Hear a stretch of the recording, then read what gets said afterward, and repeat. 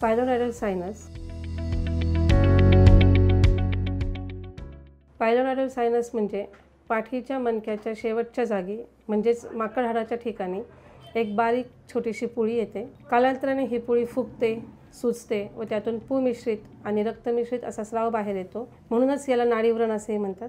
यामध्ये पेशंटला पाठीवर झोपण्यास खूप त्रास होतो आणि पाठदुखी, कंबरदुखी ही लक्षणे सापडतात. त्याचप्रमाणे ज्या ठिकाणी ही पुळी असते त्या ठिकाणी थ्रोबिंग पेन म्हणजे ठसठस अशा वेदना असतात की ज्यामुळे पेशंटला बारीक थंडी वाजून येते, ताप येतो, ही लक्षणे आढळतात. उपचार करताना या जखमेतून बारीक बारीक केसांचे पुंजके बाहेर येतात व हे सगळे केस बाहेर येणं गरजेचं असतं, नाहीतर हा आजार पुन्हा उद्भवण्याचा धोका असतो. केस बाहेर येतात म्हणूनच त्या ठिकाणी त्या जागेची स्वच्छता आणि केसांचं शेविंग करणं वारंवार हे गरजेचं असतं. पायलोनॅरल सायनसमध्ये आयुर्वेदिक उपचार पण खूप फार फायदेशीर ठरतात. त्यामध्ये क्षारसूत्र चिकित्सा ही एक प्रकारची वरदान चिकित्सा सांगितली आहे.